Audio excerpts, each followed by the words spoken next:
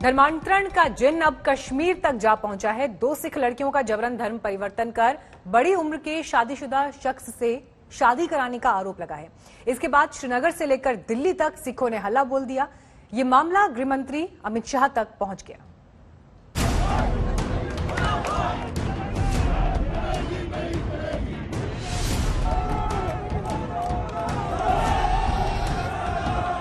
श्रीनगर से लेकर दिल्ली तक सिख समुदाय सड़कों पर है।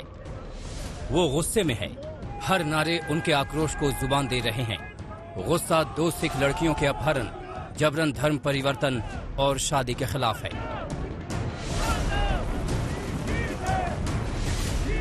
कल श्रीनगर की सड़कों पर सिखों का आक्रोश दिखा। दिल्ली से गुरुद्वारा प्रबंधक कमेटी के मनजिंदर सिंह सिरसा की अगुवाई में सिखों ने मार्च निकाला। कश्मीर वादी में सिखों का ऐसा प्रदर्शन कभी नहीं देखा होगा।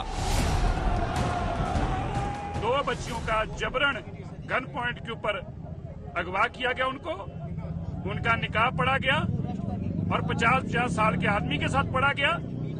उसके बाद कोर्ट के अंदर बच्चियों के माँ बाप तक को जाने नहीं दिया गया। हमारे नौजवानों ने जब जबरन वहां लोग इकट्ठे करके प्रोटेस्ट शुरू किया, तब रात को 10:30 बजे एक बेटी जो है कोर्ट में से निकालकर हमारे हवाले की गई, मनमीत कौर, और दूसरी बेटी को अभी भी हमारे पास नहीं दिया गया। ये जबरन निकाह किया गया है, जबरन धर्म परिवर्तन किया गया है। ये उन लोगों ये लव जहाद है और ये उन लोगों के साथ हो रहा है। मैं याद करना चाहता हूँ, जब सीएए का प्रोटेस्ट हुआ, जो बच्चियां साउथ इंडिया में अलग अलग कॉलेजों में फंसी हुई थी, यहाँ की मेजोरिटी के लोगों की बेटियां, उनको हमने घरों तक टिकटें देकर सुरक्षित घर तक छोड़ कर गए। और आज ये मौलाना, ये मुफ्ती क्यों चुप हैं? कैसे इन्हें शर्म नहीं आई इस तरह का निकाह पढ़ते हुए? एक नौजवान बच्चियों को अध बड़े लोगों के साथ, जिनके 10-10 बच्चे, उनके साथ शादी करते हुए हम केंद्र की सरकार से आग्रह करते हैं तुरंत इन लोगों के खिलाफ कार्रवाई की जाए। आज दिल्ली में सिखों ने हल्ला बोला। भारी तादाद में सड़कों पर आकर सिखों ने सरकार से 2 लड़कियों को इंसाफ दिलाने की मांग की। जम्मू कश्मीर में जो सिख परिवारों की बच्चियों को उठा करके अगवा करने के बाद गन पॉइंट पे उनका जो जबरन धर्म परिवर्तन करवाया जा रहा है और उसके बाद अधेड़ उम्र के मुसलमान लोग उनके साथ निकाह पढ़वा रहे हैं, हमारा विरोध उसको लेकर के है कि जम्मू कश्मीर में पहली बार हम ऐसा देख रहे हैं कि लगातार पिछले 5-7 दिनों में 3 मसले आए हैं। इससे पहले 2018 में मसला आया था, जब तो जम्मू कश्मीर में 370 लगी हुई थी। उस समय इतने दखलंदाजी सेंटर की नहीं थी, लेकिन अब सीधा क्योंकि सेंटर का राज है, इसलिए हमने प्रधानमंत्री साहब के नाम एक ज्ञापन दिया है और उसकी एक कॉपी जो है यहाँ रेजिडेंट कमिश्नर साहब को दी है, जो कि एलजी मनोज सिन्हा साहब को भेजी जानी है। तो हमारा सीधी मांग ये है कि जो धर्म परिवर्तन हो रहा है ये गलत हो रहा है। जैसे बाकी राज्यों में धर्म परिवर्तन पर सरकार ने कानून लागू किए, यहाँ भी जरूरी है और ये कहीं ना कहीं घाटी में बसते सिखों को डराने की साजिश हो सकती है। मामला सामने आने के बाद सिख समुदाय सड़कों पर आ गए। दिल्ली से गुरुद्वारा प्रबंधक कमेटी के मनजिंदर सिरसा के नेतृत्व में Sikh delegation lieutenant governor Manoj Sinha से मिले और कड़ी कार्रवाई की मांग की। वहीं पीडीपी के अध्यक्ष महबूबा मुफ्ती ने ट्वीट कर घटना पर दुख जताया। उन्होंने लिखा कि जांच एजेंसियां जल्द सच का पता लगाए। आरोप है कि कश्मीर में 2 सिख लड़कियों को गन पॉइंट पर अपहरण किया गया और फिर धर्म बदलवाकर काफी बड़ी उम्र के शख्स से निकाह करा दी गई। पहली घटना बड़गाम जिले की है, जहां 18 साल की सिख लड़की की पहले से शादीशुदा 40 साल के शख्स से निकाह करा दी गई। विरोध प्रदर्शन के बाद लड़की को उसके माता पिता के पास भेज दिया गया, लेकिन धर्मांतरण का मामला अभी अटका हुआ है। दूसरा मामला महजूर नगर का है, जहां 18 से ज्यादा उम्र की सिख लड़की की पहले से शादी कर चुके शख्स से शादी कराई गई। कोर्ट में बयान दिलाया गया कि लड़की ने अपनी मर्जी से शादी की और पति के साथ रहना चाहती है। अभी तक यूपी में धर्मांतरण का मामला तूल पकड़ा हुआ था, अब कश्मीर भी इसमें जुड़ गया है। दिल्ली से कुमार कुणाल के साथ आज तक ब्यूरो। अब रुक करते हैं पुलवामा का, जहां आतंकवादियों ने एसपीओ के घर घुसकर अंधाधुंध फायरिंग कर दी। इस हमले में एसपीओ फयाज अहमद शहीद हो गए। गंभीर रूप से घायल उनकी पत्नी और बेटी को भी बचाया नहीं जा सका।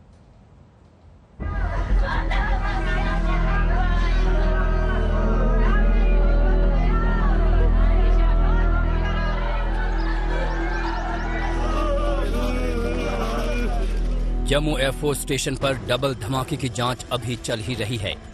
ड्रोन हमले के गुनहगारों की तलाश हो ही रही है और करीब 300 किलोमीटर दूर आतंक का एक और खेल खेला गया। पुलवामा में आतंकियों ने स्पेशल पुलिस ऑफिसर के घर पर हमला बोल दिया।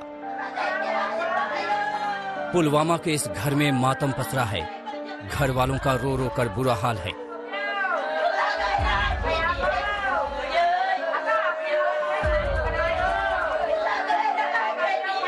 आतंकियों की कायराना हरकत से एक परिवार उजड़ गया।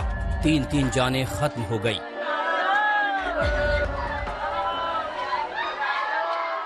तो हमने फायरिंग की आवाज़ सुनी तकरीबन 10:30 बजे रात को। तो फायरिंग की आवाज़ सुनने के बाद तकरीबन आधे घंटे के बाद मालूम हुआ कि ऐसे हुआ है कि इस घर में फायरिंग हुई है। और जब हम सुबह आए तो हमने यहाँ पर देखा कि 3 बंदों की मौत हो चुकी थी, एक बीवी, एक फयाज अहमद और उसकी बेटी। तो ये फैमिली इसी के साथ ख़त्म हो चुकी है। इनका अब कोई सहारा नहीं है, लिहाजा इस फैमिली में कोई भी इनका अर्न करने वाला नहीं है, जिसकी वजह से ये फैमिली काफ़ी मुश्किलात में अब आ चुकी है। तो इसके बाद हम और क्या कह सकते हैं। एक लड़का है उनका और उसका एक छोटा सा बच्चा है और इसकी बीवी है जो इस खानदान में बची है अब। तो कल शाम को उसका फादर, उसकी मदर और उसकी एक बहन, उसको मार दिया गया था। जम्मू कश्मीर के पुलवामा जिले के अवंतीपुरा में बीती रात 11 बजे आतंकियों ने एसपीओ फैयाज अहमद के घर पर धावा बोल दिया। उस वक्त घर में 41 साल के फैयाज अहमद, उसकी पत्नी और बेटी थी। अचानक घर में घुसे आतंकियों ने अंधाधुंध फायरिंग शुरू कर दी। हमले को अंजाम देकर आतंकी रफू चक्कर हो गए। हमले में जख्मी सभी लोगों को तुरंत अस्पताल पहुंचाया गया, लेकिन किसी को बचाया नहीं जा सका। आतंकियों के हमले में एसपीओ फयाज अहमद शहीद हो गए। बुरी तरह से जख्मी उनकी पत्नी राजा बेगम और बेटी राफिया ने भी दम तोड़ दिया। जब ये हमला हुआ तो पूरा परिवार, जिसमें फयाज अहमद, उनकी पत्नी और बेटी घर में थी, तीनों गंभीर रूप से घायल हुए और आज सुबह तक तीनों ने अस्पतालों में दम तोड़ दिया। इस हमले के बाद पूरे इलाके की घेराबंदी तो कर ली गई है, लेकिन अभी तक सुरक्षा एजेंसियों के हाथ कुछ लगा नहीं है। लेकिन पुलिस और सुरक्षा एजेंसियों का कहना है कि वो बहुत जल्द कातिलों का पता लगाएंगे और उनको कड़ी से कड़ी सजा दिलाएंगे। हमले के बाद सुरक्षा बल के जवानों ने पूरे इलाके को घेर लिया है। हमलावरों के खिलाफ सर्च ऑपरेशन जारी है। जम्मू कश्मीर में एसपीओ लगातार आतंकियों के निशाने पर रहे हैं। एसपीओ जम्मू कश्मीर पुलिस के लिए काम करते हैं, लेकिन नियमित पुलिस वाले नहीं होते हैं। कश्मीर में करीब 30,000 एसपीओ हैं। उनकी ड्यूटी कानूनी व्यवस्था बहाल करने से लेकर आतंकियों के खिलाफ ऑपरेशन में भी होता है। 1996 में नेशनल कॉन्फ्रेंस सरकार ने इसकी शुरुआत की थी। हफ्ते भर के भीतर जम्मू कश्मीर में ये तीसरी बड़ी आतंकी वारदात है। 22 जून को श्रीनगर के कानीपुरा इलाके में पुलिस इंस्पेक्टर पर आतंकियों ने जानलेवा हमला बोला था। 26-27 जनवरी की दरमियानी रात जम्मू एयरफोर्स स्टेशन पर ड्रोन से बम हमला हुआ और अब बीती रात एसपीओ के परिवार पर हमला। ऐसे वक्त में जब जम्मू कश्मीर में नई राजनीतिक पहल हुई है, एक के बाद एक आतंकी हमलों से साफ है कि दहशतगर्द और उसके आका बुरी तरह बौखलाए हुए हैं। अशरफ वानी, श्रीनगर, आज तक। सेकेंड वेव, दूसरी लहर में लोगों को जो नुकसान पहुंचा है, ऐसे में आखिरी पंक्ति तक खड़े व्यक्ति को राहत पहुंचाने के लिए कई अहम ऐलान किए गए हैं। न्यूज रूम से नेहा वातम इस वक्त हमारे साथ मौजूद है। नेहा, जो प्रेस कॉन्फ्रेंस आज वित्त मंत्री ने की है, किस तरह का फायदा लोगों तक पहुंचेगा जिन्होंने बहुत सफर किया है दूसरी लहर के दौरान, जिन सेक्टर्स ने? बिल्कुल मीनाक्षी, लंबे वक्त से ये मांग की जा रही थी कि टूरिज्म सेक्टर हो या फिर हेल्थ इंफ्रास्ट्रक्चर सेक्टर हो, इन तमाम वो सेक्टर्स को फोकस में रखा गया था जो पहली वेव में और दूसरी वेव में प्रभावित हुए हैं। खास तौर पर पिछली वेव में हमने देखा था कि किस तरीके से एयरलाइंस बंद होने की वजह से बहुत सारे टूरिज्म डेस्टिनेशंस प्रभावित हुए थे, उनसे जो जुड़े रोजगार के लोग हैं वो प्रभावित हुए थे। ऐसे में आज का ऐलान बेहद अहम है क्योंकि यहाँ पर वित्त मंत्री ने फोकस में रखा उन टूरिस्ट गाइड्स तक को जो इस वेव से प्रभावित हुए हैं।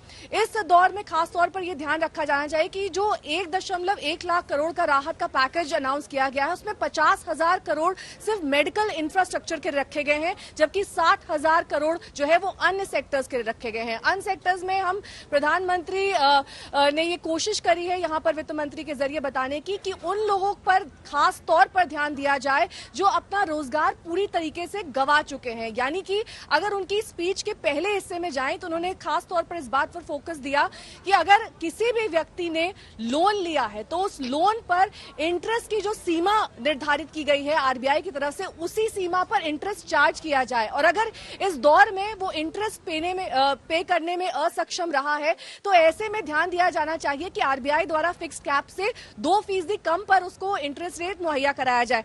तो आपको बता दें कि टूरिज्म सेक्टर में 100% लोन गारंटी स्कीम दी गई है, जिसमें 10,700 टूरिस्ट गाइड्स को फायदा होने वाला है। वहीं जो ट्रैवल सेक्टर से सीधे तौर पर जुड़े हुए हैं, चाहे वो ट्रैवल एजेंसीज हो, चाहे वो लोग हों जो सीधे तौर पर इस टूरिज्म सेक्टर के बंद होने से या फिर इसके जो पूरा प्रभाव कोविड में इस पर देखा गया है उससे प्रभावित हुए हैं, उन लोगों पर खास तौर पर फोकस किया जा सके। इसमें 10 लाख रुपए पर एजेंसी आप लोन ले सकते हैं, या फिर जो कैप निर्धारित की गई है गाइड्स के लिए वो भी लोन की निर्धारित करी गई है। करीब 11 लाख इसकी कैप है और जो प्रोसेसिंग फी है और कोलैटरल फी है उससे छूट दी गई है। यानी कि सीधे तौर पर यह कोशिश की गई है कि जो लोग भी टूरिज्म और ट्रैवल इंडस्ट्री से जुड़े हुए हैं, खासतौर पर गाइड्स और ट्रैवल एजेंसीज जो पिछले दौर में यानी कि फर्स्ट वेव में सबसे ज्यादा प्रभावित सेक्टर्स में से एक थे, वो आज की प्रेस कॉन्फ्रेंस का सबसे अहम बिंदु, सबसे अहम एरिया है। उसके बाद अगर हम वीजास पर आ जाते हैं, जाहिर तौर पर भारत चाहता है कि फॉरेन करेंसी आए भारत में। ऐसे में जो पहले 5 लाख वीजाज हैं उन्हें फ्री ऑफ वीजा चार्ज रखा जाएगा। ये इंसेंटिवाइज करने के लिए है दरअसल उन टूरिस्ट को जो भारत आना चाहते हैं। और जैसे ही चीजें रिलैक्स होंगी, कोविड मामलों में कमी आएगी, दूसरे देशों से ट्रैवल अलाउ हो जाएगा, तो यहाँ पर डेट भी निर्धारित की गई है। डेट निर्धारित की गई है 31 मार्च 2022 तक जितने भी ट्रैवल वीजाज इशू किए जाते हैं वो फ्री ऑफ कॉस्ट होंगे, या फिर अगर ये सीमा 5 लाख वीजाज की पहले अटेन हो जाती है तो 31 मार्च की समय सीमा या फिर उससे पहले जो भी अर्लीस्ट होता है उसे ध्यान में रखा जाएगा। यानी कि 21 दिन ऑन एन एवरेज एक टूरिस्ट यहां पर भारत में समय व्यतीत करता है, ऐसा वित्त मंत्री ने बताया अपनी जानकारी के जरिए। तो कुल प्रभावित जो कॉस्ट जो इस वक्त गवर्नमेंट सहन करेगी इस पूरे वीजा फी को लेकर वो होगी करीब 100 करोड़ रुपए। अगला सेक्टर उन्होंने जो फोकस किया वो है एम्प्लॉयज प्रोविडेंट फंड, यानी कि जो लोग जिनकी सैलरी 15,000 रुपए से कम है उनको अब राहत मिल सकेगी, क्योंकि जो एम्प्लॉयज कॉन्ट्रीब्यूशन है और एम्प्लॉयर्स कॉन्ट्रीब्यूशन है वो अब सरकार वहन करेगी। अगर किसी कंपनी की एम्प्लॉयज की संख्या 1000 है, अगर 1000 एम्प्लॉयज से ज्यादा है इनकी संख्या, तो सिर्फ 12% जो एम्प्लॉय की तरफ से दिया जाता है वो गवर्नमेंट की ओर से वहन किया जाएगा, लेकिन एम्प्लॉयर अपना जो 12% है वो देता रहेगा। यानी कि कुल मिलाकर 24% जो उसके ईपीएफ खाते में आता रहा है वो अब भी आता रहेगा। तीसरी जो अहम और मेन एरिया ऑफ फोकस था वो था जो न्यूट्रिएंट सब्सिडी है। यानी कि ये बताया गया सरकार की ओर से कि रिकॉर्ड फसल हुई है, बम्पर फसल हुई है, ऐसे में उन न्यूट्रिएंट सब्सिडी बेस्ड फार्मर्स को जिनमें सबसे ज्यादा खाद या फिर दूसरे तरीके के चीजें उनकी फसल को बढ़ावा देने के लिए इस्तेमाल होती है, ताकि आने वाले वक्त में इसी तरह की रिकॉर्ड फसल देखी जा सके, ऐसे लोगों को 14,775 करोड़ रुपया अतिरिक्त अब गवर्नमेंट की तरफ से दिया जाएगा। क्योंकि अभी तक 85,000 करोड़ 85,413 टू बी प्रिसाइज दिया जा चुका है गवर्नमेंट की ओर से, और ऐसे में अब अतिरिक्त लाभ दिया जाएगा। वहीं हमने बात करी कि किस तरीके से प्रधानमंत्री के संज्ञान में ये बात है कि बहुत सारे ऐसे लोग हैं जो इस वक्त दो वक्त की रोजी रोटी के लिए इस वक्त जूझ रहे हैं, उनके लिए एक संघर्ष की स्थिति बना हुआ है। ऐसे लोग अपनी जान सिर्फ भूखमरी की वजह से ना गंवाएं, ऐसे लोगों को भी अब सहायता राशि दी जाएगी सरकार की ओर से। लेकिन सबसे अहम बात यह कि आखिरकार जिस प्रेस कॉन्फ्रेंस का इंतजार लंबे वक्त से किया जा रहा था, ये कहा जा रहा था कि बहुत देर होती जा रही है उन लोगों के लिए, खास तौर पर जिनका रोजगार पूरी तरीके से बंद हो चुका है, जो कोविड की 2 वेव से पूरी तरीके से प्रभावित हो चुके हैं, वो लोग जो अपनी नौकरियां नौकरियां खो चुके हैं, वो लोग जिनके पास रोजगार के नए अवसर नहीं है, ऐसे लोगों को केंद्र बिंदु में रखा जाना चाहिए, ऐसे लोगों पर सरकार का फोकस होना चाहिए। और यही वजह है कि आज उन सेक्टर्स को स्पेसिफिकली पॉइंट आउट करके यहां पर वित्त मंत्री निर्मला सीतारमण और साथ ही वित्त राज्य मंत्री अनुराग ठाकुर ने अपनी पूरी प्रेस कॉन्फ्रेंस के दौरान बिंदुवार तरीके से 8 मेन पॉइंट्स हैं इस पूरी प्रेस कॉन्फ्रेंस के, जिसमें उन्होंने ये बताया है कि 1.1 लाख करोड़ का डिस्ट्रीब्यूशन किस तरीके से किया जाएगा।